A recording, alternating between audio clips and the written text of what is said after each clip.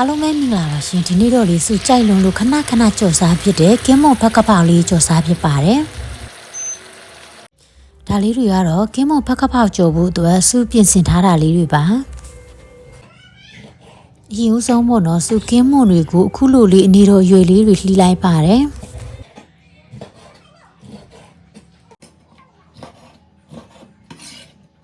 ကင်းမွန်ကတော့လှီးလို့ပြီးပါပြီငြုတ်သီးစိမ်းကိုလည်းစုထောင်းထားပါတယ်ကြက်သွန်ဖြူကိုလည်းထောင်းထားပါတယ်ကဲဒါဆိုရင်တော့ကင်းမွန်ဖက်ကပောက်လေးကြော်ပါတော့မယ်အိုးလေးကိုစီထည့်ပါမယ်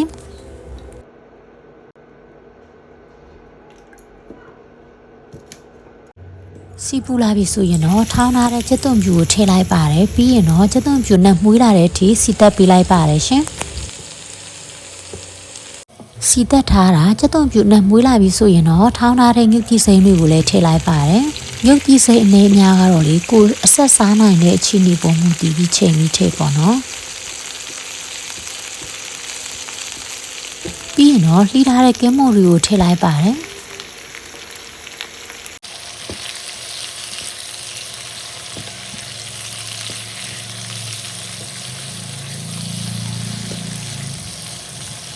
ရတာတော့ကိုတော့အချို့မှုတ်နေငယ်ထည့်ပါတယ်တကြားနေငယ်ထည့်တယ်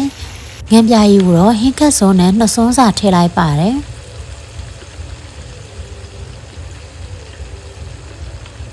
ခရူးစီကိုလည်းဟင်းခတ်စုံနဲ့နှစ်စွန်းစာထည့်လိုက်ပါတယ်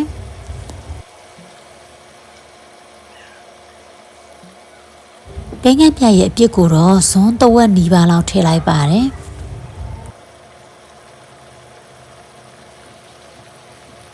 ပြီးရင်တော့အားလုံးကိုရတာတွေဝင်သွားအောင်တသေးချာချာလေးမှုပေးလိုက်ပါတယ်ရှင်ကင်းမွန်ကရေထွက်တော့လေစုရဲ့အကျော်ကတော့ရေအများကြီးဖြစ်နေတာပေါ့နော်အဲ့တော့စုကင်းမွန်တွေကိုဘေးကပ်ပြီးတော့ရေတွေစစ်သွားအောင်ခဏကြော်လိုက်ပါတယ်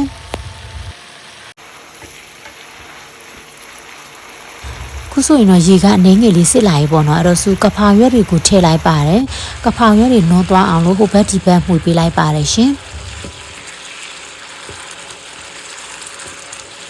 ကဲခုဆိုရင်တော့စုရဲ့ကင်းမွန်ဖက်ကပောက်ကတော့အနက်မှုမွေးလေးနဲ့ရပြီပေါ့နော်ဒီကင်းမွန်ဖက်ကပောက်ကြော်ကလေကြော်ရတာအရန်ຫນွေပြီးတော့စားလို့လည်းအရန်ကိုကောင်းပါတယ်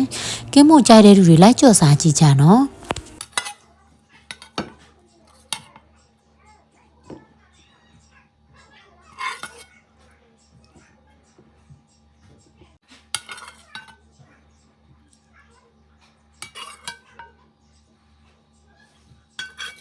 ဆွေးဗီဒီယိုလေးကိုအဆုံးထိကြည့်ရှုပေးတဲ့အတွက်ကျေးဇူးများကြီးတင်ပါတယ်ရှင်နောက်ဗီဒီယိုမှာပြန်တွေ့ကြမယ်နော်တတားပါ